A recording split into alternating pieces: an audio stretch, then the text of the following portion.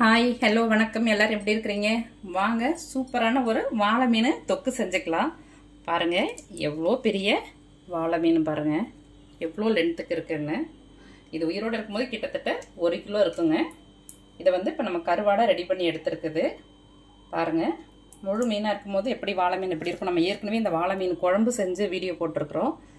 பாருங்க பாருங்க இது இவ்வளோ பட்டையாக இருக்குன்னு. கருவாடு பாருங்கள், நல்லா முதுகு பக்கத்தில் கட் பண்ணி இப்படி கருவாடு எடுப்பாங்க. இது ரொம்ப நிறைய முள் இருக்கும் பாருங்கள், எவ்வளோ முள் இருக்குது பாருங்களேன். நைஸாக அவ்வளோ முள் இருக்கும். அதனால தான் இந்த மீனுக்கு வந்து முள் வாழை மீனுன்னு பேர். இதை வந்து இப்போ நம்ம க்ளீன் பண்ணிக்கலாம். பாருங்கள், ஃபஸ்ட் நம்ம தோல் உரிக்கணும். ஈஸியாக பாருங்கள் நல்லா உரிக்க வருது. கருவாட்டோட மனமே அப்படி இருக்குதுங்க, செம்மையாக இருக்குது. இது நம்ம வீட்டிலேயே செஞ்ச கருவாடு, அதனால் அளவாக இது பாருங்கள். இதுலேயுமே உப்பு தெரியுது பாருங்கள். இந்த இதுவே கடையில் வாங்கினோன்னா நிறைய உப்பாக இருக்கும். வந்து நம்ம யூஸ் பண்ணுறது உப்பு கரிக்கிற மாதிரி இருக்கும் கருவாடு. இது வந்து நல்லா சுத்தமாக நம்ம வீட்டிலேயே கழுவி மஞ்சத்தூள் உப்பெல்லாம் போட்டு செய்கிறது தாங்க. நம்மளே மீனை வாங்கி ரெடி பண்ணிக்கிறது. இது மாதிரி 2 பக்கமும் இதில் வந்து நைஸு தோலாக தான் இருக்கும் முள் வாழை மீனில். எப்போயுமே கருவாட்டில் வந்து தோலை உரிச்சிட்டு செய்கிறது தாங்க ரொம்ப நல்லது. நாங்கள் எப்போவுமே தோல் உரிச்சிட்டு தான் கருவாடு சமைப்போம்.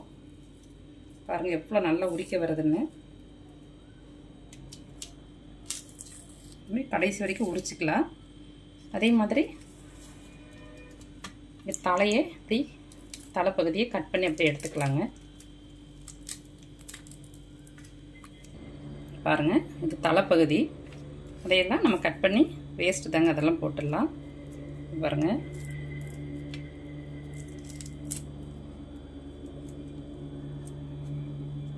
இப்போ இதை நல்லா கட் பண்ணி கழுவி எடுத்துக்கலாங்க. நிறைய உப்பு இருக்கும், அந்த கல்லுப்பு போடுறோம் இல்லையா, அந்த கல்லுப்புலேயே லைட்டாக மண் இருக்கும்.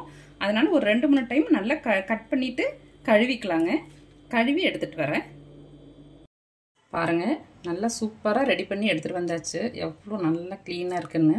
எப்படி நானே ஒரு 4-5 டைம் கழுவியிருப்பேங்க.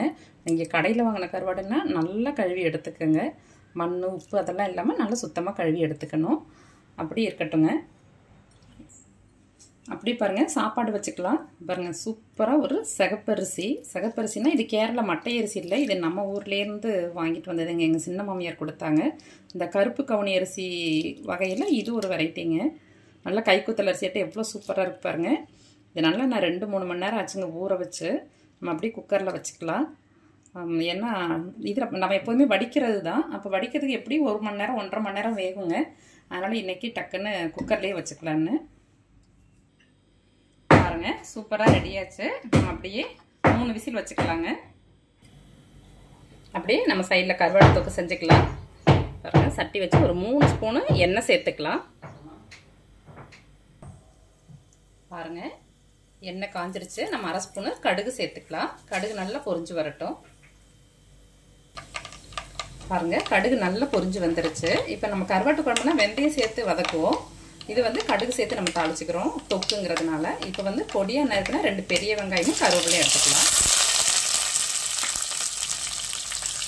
நம்ம தொக்கா செய்யறதுனால வெங்காயம் வந்து கூடுதலாக சேர்த்துக்கலாம். வெங்காயமும் தக்காளியும் நம்ம கூடுதலாக சேர்த்துக்கலாம். வெங்காயம் நல்லா வதங்கட்டும். அது கூடவே நல்லா ஒரு 10-15 பல்லு பூண்டு இருக்கும், இடித்து சேர்த்துருக்குறேன். சேர்த்து 2ஐயும் வதக்கிக்கலாம். பாருங்கள் நல்லா வதங்கி கொஞ்சம் பாருங்கள் எப்படி வந்திருக்குதுங்க. இது மாதிரி நல்லா சேர்ந்து வதங்கி வரணும்.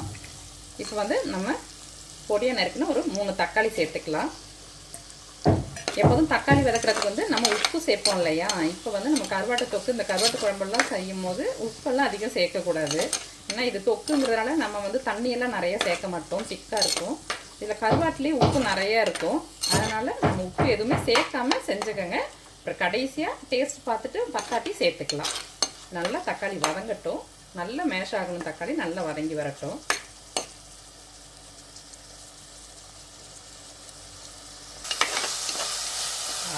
நல்லா வதங்கி வந்துருச்சு.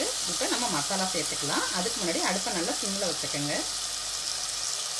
ஒரு 1/4 ஸ்பூனு கரம் மசாலா தூள் சேர்த்துக்கலாம். கரம் மசாலா தூளில் தனி மிளகாய் தூள் வாய் தவறி வந்துருச்சுங்க. ஒரு 1/4 ஸ்பூனுக்கு சேர்த்துக்கலாம். நல்லா 1 ஸ்பூனு குழம்பு மிளகாத்தூள் சேர்த்துக்கலாம். நீங்கள் குழம்புக்கெல்லாம் மீன் குழம்பு கருவாட்டு குழம்புக்கு என்ன மசாலா யூஸ் பண்ணுவீங்களோ அதையே சேர்த்துக்கோங்க. புளிக்குழம்பு இல்லை எதுக்காச்சும் ஒரு மசாலா சேர்ப்பீங்களோ அந்த மசாலாவே போட்டுக்கலாம். அப்படி எந்த மசாலாவும் இல்லைன்னா நல்ல ஒரு 1/4 ஸ்பூனு நம்மளுக்கு இந்த தனி மிளகாத்தூள் சேர்த்துக்கிட்டு நல்ல 1 ஸ்பூனு மல்லித்தூள் சேர்த்துக்கோங்க. கொஞ்சம் சோம்பு பொடிஞ்சு போட்டிங்கன்னா நல்லா வாசனையாக இருக்கும் கருவாட்டு தொட்டுக்கு. பாருங்கள் மசாலாவோட எப்படி வந்திருக்குன்னு கலரை பாருங்கள். இது நம்ம வீட்டு குழம்பு மசாலா தூள் தாங்க. இதில் எல்லாமே சேர்த்துருக்கு. அதனால் நம்ம தனித்தனியாக மஞ்சத்தூள் அதெல்லாம் சேர்க்கல. இதுலேயே மஞ்சத்தூள் எல்லாம் இருக்குது. இப்போ வந்து நம்ம கருவாடை சேர்த்துக்கலாம். கருவாடை சேர்க்கறதுக்கு முன்னாடி கொஞ்சமாக நம்ம தண்ணி தெளிச்சுக்கலாம். ஒரு 1/4 டம்ளர் தண்ணி சேர்த்துங்க போதும். மசாலா அதோட சேர்ந்து வந்துடட்டும். கலந்துக்கங்க. நான் இன்னும் உப்பு மட்டும் சேர்க்கல, மீதி எல்லாம் சேர்த்தாச்சு. பாருங்கள். இப்போ நம்ம கருவாடை சேர்த்துக்கலாம். பாருங்கள் இது கொஞ்சம் முள் அதிகமாக தான் இருக்கும். நம்ம போட்டு கிளறுன்னு கிளற முடியாது. பாருங்கள் நம்ம இப்போ சேர்த்துப்போம். தொக்கு ரெடியாகவும் சாப்பாடும் கரெக்டாக ரெடியாகிருங்க. விசில் வந்துட்டு இருக்குது.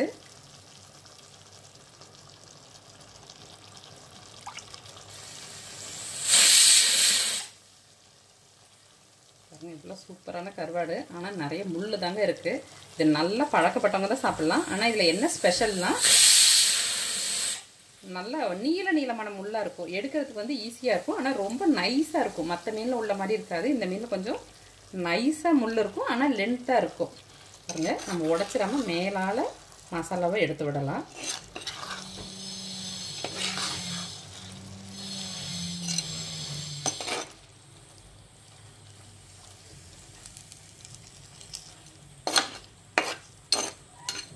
செய்ய செய்ய நல்லா வாயில் எச்சி ஊறுதுங்க. பேசவே முடியல, அந்தளவுக்கு நல்லா எச்சி ஊறுது.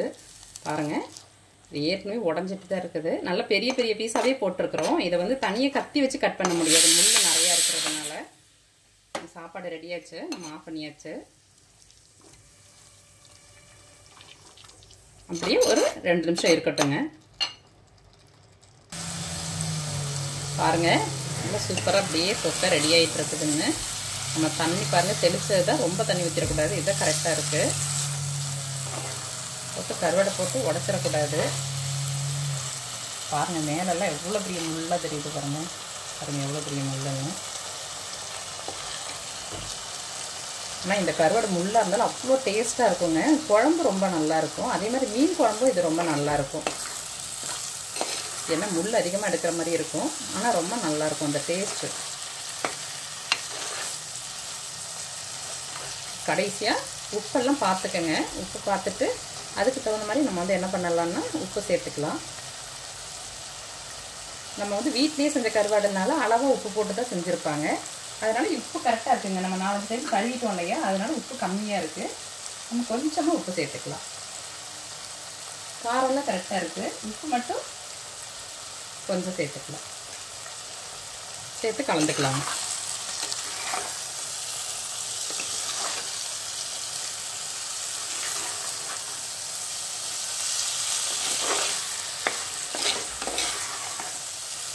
நல்ல சட்டிலேயே அப்படியே சாப்பாடு போட்டு கிளறி சாப்பிட்டா அவ்வளோ சூப்பராக இருக்குது. பாருங்கள் இன்னும் அப்படியே கொஞ்சம் சுண்டி வரட்டும். பாருங்கள் நல்லா சூப்பராக ரெடி ஆகிடுச்சு. ரோட்டில் போகிறவங்கெல்லாம் ஃபோன் பண்ணி கேட்பாங்க, என்ன கருவாடு சமைக்கிறீங்களா, எங்களுக்கு கொஞ்சம் கொடுங்க அப்படின்னு சொல்லிட்டு. என்ன எங்களுக்கு கொடுக்கலையே அப்படின்னு சொல்லி கூப்பிட்டு கேட்பாங்க. அந்தளவுக்கு நல்ல வாசனையாக இருக்குங்க. உண்மையிலேயே அப்படி தாங்க கேட்பாங்க எங்கிட்ட கூப்பிட்டு, என்னங்க கருவாடு செஞ்சீங்க எனக்கு கொடுக்கவே இல்லை அப்படின்னு. அது மாதிரி பாருங்கள் இந்த கருவாடு வந்து நல்ல எக்ஸ்பீரியன்ஸ் உள்ளவங்க மட்டும்தான் நல்லா சாப்பிட முடியும். ஆனால் டேஸ்ட் வந்து செம்மையாக இருக்குங்க. ரெடியாச்சு, சாப்பாடு அப்படியே ரெடியாச்சு. நம்ம எல்லாம் எடுத்துக்கலாம். இப்போ அடுப்பு ஆஃப் பண்ணிக்கலாம். பாருங்கள் சாப்பாடு ரெடியாச்சு, தொக்கு ரெடியாச்சு. இப்போ நம்ம சாப்பாடு எடுத்துக்கலாம். பாருங்கள் சக்கச்சவேன்னு கைக்குத்தல் அரிசி சாப்பாடாட்டம் ரொம்ப சூப்பராக இருக்குதுன்னு. நல்லாவே நம்ம குழைய வேக வச்சாச்சு. ரொம்ப நேரம் ஊற வச்சுட்டோம். நல்லா குழைய வெந்துருச்சு.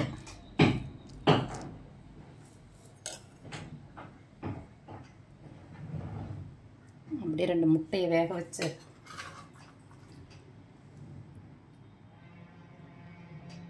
சூப்பரான கருவாட்டு தொக்கு. நீங்களும் இது மாதிரி செஞ்சு சாப்பிடுங்க, ரொம்ப சூப்பராக இருக்கும். Okay bye, thank you.